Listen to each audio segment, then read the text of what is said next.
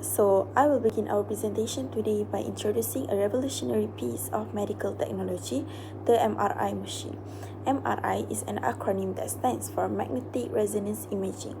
This machine is a cornerstone of modern diagnosis, and it allows doctors to see incredibly detailed image of soft tissue, things like the brain and ligaments, with unparalleled clarity. Crucially, the MRI achieved this without using harmful ionizing radiation, such as the X-rays you might be familiar with. This is one of its most significant advantages. However, the physics behind this life-saving technology is quite complex. It relies entirely on the precise manipulation of strong magnetic fields and radio wave.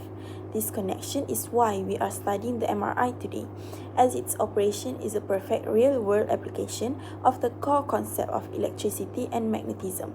We will spend the rest of this presentation breaking down exactly how these fields and waves work together to produce those detailed images. Now that we know what an MRI does, let's explore how it works. To truly understand how the MRI works, we must start with the atomic level, specifically with the hydrogen proton. So the first point is the abundance. The reason hydrogen is the perfect element for MRI is its sheer abundance in the human body. Think about it. Our bodies are mostly water and fat, and both of these compounds contain massive numbers of hydrogen atoms. This gives the scanner literally millions of tiny magnets to work with in every single cubic millimeter of tissue. We move to the second point, spin and magnetism. Why are we calling a proton a magnet? Well, the single proton in the nucleus of a hydrogen atom possesses a fundamental quantum mechanical property called nuclear spin. Because this is essentially a charged particle that is spinning, it generates its own small, localized magnetic field. This means we can think of each proton as a tiny individual bar magnet. And the last point is initial state. Now, consider the protons in your body before you enter the scanner. In this normal initial state, outside a strong external field, these millions of tiny protons magnets are pointed in random. Now, let's move to the final point. The third point is initial state. Consider the protons in your body before you enter the scanner. In this normal initial state, outside of a strong external field, these millions of tiny protons magnets are pointed in random direction throughout the body. This randomness is key. All the tiny magnetic fields effectively cancel each other out, resulting in no net magnetic signal that the machine can detect. The job of the MRI machine, which we will discuss on the next slide, is to change this initial random state into an organized, detectable signal.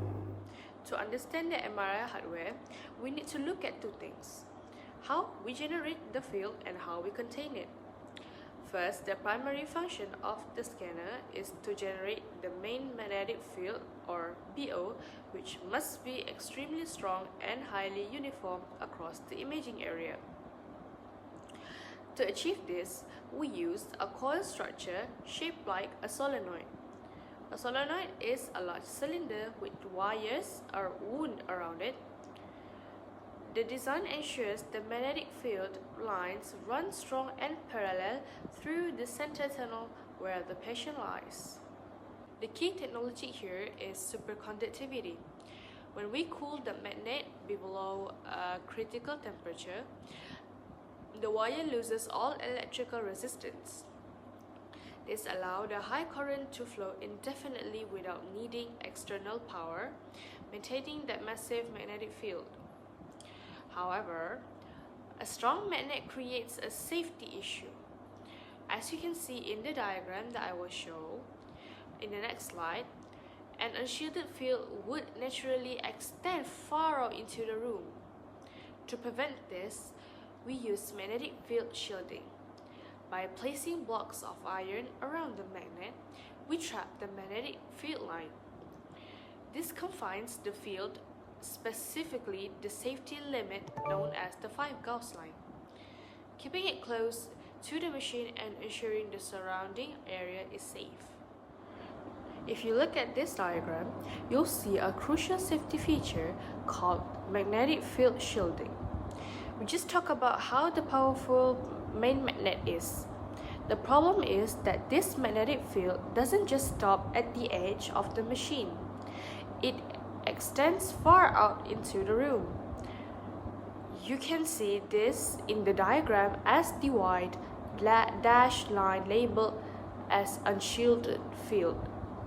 To fix this, we use large plates of iron around the magnet. As shown in the center, the iron acts like a sponge for magnetism. It pulls those field lines in tight. This confines the field so that the dangerous area, specifically the 5 Gauss line, stays safely inside the room and doesn't interfere with equipment or people in the hallway. Now, how does this affect the body? Our body is full of water, which contains hydrogen. You can think of these hydrogen protons as tiny little magnets. Normally, they point in random directions, but when we put a patient inside the strong BO field, these protons snap into alignment, either pointing up or down the field. But they don't just stay frozen, they wobble. We call this wobbling motion as precession. And the best way to visualize this is to think of a spinning top. Gravity pulls the top down, causing it to wobble in a circle. In an MRI, the magnetic field pulls the proton, causing it to precess or wobbling as we said earlier. Finally, we need to know exactly how fast these protons are wobbling. This speed is called the Larmor frequency. We calculate it using this equation, FL equals to gamma B. Here, gamma is a constant number specific to hydrogen, while BO is the strength of our magnet. The key takeaway here is the relationship. The stronger the magnetic field, the faster the proton precess. This is crucial because we need to match this exact frequency to send a signal to the protons later on. Let's start with the first step, the pulse. So, how do we actually get the protons to talk to us? We have to send them a signal first. We do this using a piece of hardware called the RF coil. You can think of this coil acting exactly like a radio antenna. To generate the signal, the machine sends a burst of electricity, specifically alternating current, rushing through the loops of this coil. Now, from basic physics, we know that if you have a changing electric current, you create a magnetic field. So, this burst of electricity creates a new temporary magnetic field that we call B1. Here is the important part. The main MRI magnet is always pulling the protons out, but this new B1 field pushes them sideways at a 90-degree angle.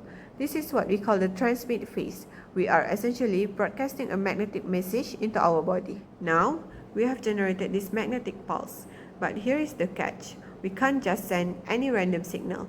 We have to follow a specific physics principle called resonance. To explain this, think of a child on a playground swing. If you want to transfer energy to that swing to make it go higher, you have to push at the exact right moment and the right rhythm. If you push too fast or too slow, the swing just stops. You haven't transferred any energy. The protons in our body are exactly like that swing. They are wobbling at a very specific speed, which we call the Larmor frequency. So, for our RF pulse to work, its frequency must exactly match the speed of those protons. If we are off by even a tiny bit, the protons will simply ignore the signal and we get no image. But if we match it perfectly, resonance occurs and the protons absorb the energy. Now, let's talk about the actual action, what we call the excitation phase. This is where the magic happens. So, we have just hit the protons with that radio wave.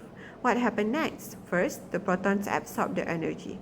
They were originally just lazily pointing up, aligned with the magnet. But once they absorb this RF energy, they gain enough power to fight the magnetic field. Second, they start moving in syncs. Before this pulse, every proton was wobbling at its own random timing.